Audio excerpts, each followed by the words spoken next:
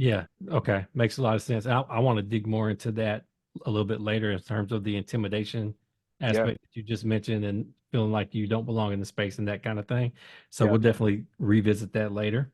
Okay. I want to talk a little bit about because you've shared a wealth of information about building relationships, both personally and that can benefit professionally, including the inner circle part. If I want to talk about extroversion and introversion Mm, because I can already think about what the mindset is of the person that's listening that's an introvert, yeah, that's listening to your guidance.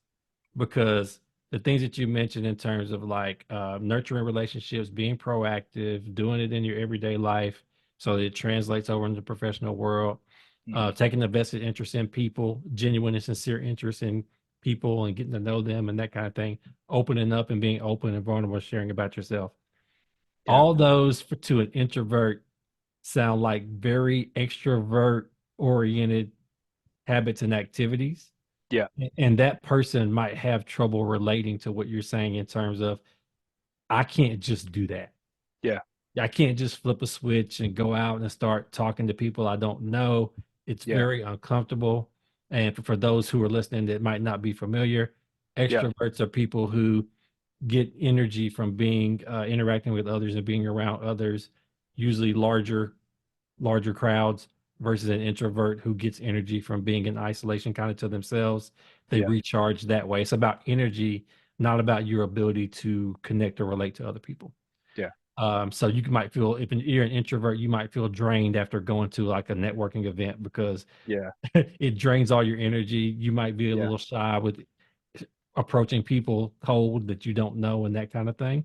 Right. So if for somebody that's an introvert that's listening to your advice Yeah, and writing down these strategies that might feel a little reluctant, a little nervous about implementing some of these techniques, yeah. what guidance do you have for somebody who's an introvert to start building their inner circle and their network? Man, I first want to acknowledge and honor that that's something I've become more aware of, I'll say probably over the past 5 to 10 years than I was early in my career, that someone can be in a room and in a meeting speaking up and still be an introvert, right? Because my mind goes to super shy, nervous, and I had to learn that's not necessarily the case, right? The things that I've seen, and I would encourage, say, introverts to consider, think about is to almost grow where you plant it and maybe start out slower than someone who is an extrovert that has no issue going out to do. So what I mean, what do I mean by that? So if you are an introvert and he's like, yeah, but I still want to expand my network and have a bit more relationships, right? Going to the grow where you're planted, maybe start off, you know, with one relationship versus trying to tackle five or six, right? There might be someone that even though you are an introvert, you're comfortable with, and being open about it if they're not aware. I think it's been recently that people have shared with me that they are introverts, like being open about it to let people know, hey, as you experience me, just know that this is who I am. And that's given me the ability to say, okay, well, I might come into something real lively and all energetic, and might not be they might not have time for it today, Yeah. right? Or I might get 5 minutes of it, and if that's all I get, I need to take that and appreciate that. But I would say nurture and maybe start with one relationship where there's a little bit of comfort, and then in the transparency piece to be open with people and let them know, hey, I'm stepping out here a little bit outside of my comfort zone, because typically and however you describe that. I think people become appreciative of that if you talk about that as a part of building relationships, right? Because I know oftentimes if I ask someone the recreation piece of the form we talked about, Hmm. and you get a sense of it's more of an introvert who likes to stay home and read a book as their primary way, maybe like to meditate alone, take singular walks.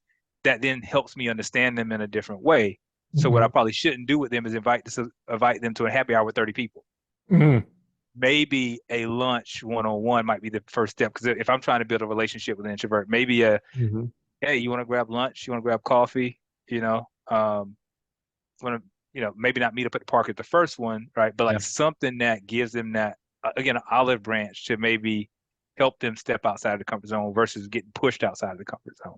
Yeah, Uh, that's a good point, and I'm glad you mentioned it from that angle too. In terms of mhm, if you're an extrovert and you're trying to build a relationship, with an introvert, you might have to approach it from a different standpoint than you're comfortable normally doing, right? Yeah. Yeah. And be a little And bit. how you perceive it is not. I don't know, back in the day, it's like they kind of standoffish, and There you go. and checking that bias too. That is not, Mm, bless you.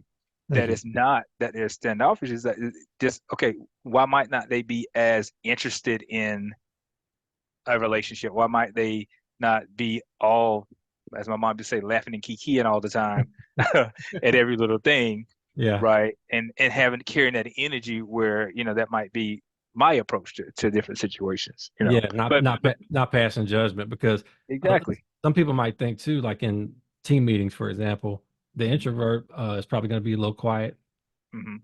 and some people might interpret them as being disengaged, Yeah, where they might be processing, listening, absorbing, yeah, and it might take them some time because they need time to process to yeah, come up with their feedback or ideas. yeah, So opening the door for them to either share it in the chat in the meeting yeah, instead of coming off of mute, or hey, if anything comes to mind after this meeting, shoot me an email or yeah, a chat separately. I'll be happy to connect with you one on one if we need to, yeah, and giving them other ways to contribute to open that door and being yeah, more inclusive from that standpoint. exactly. I think is important too. Yeah.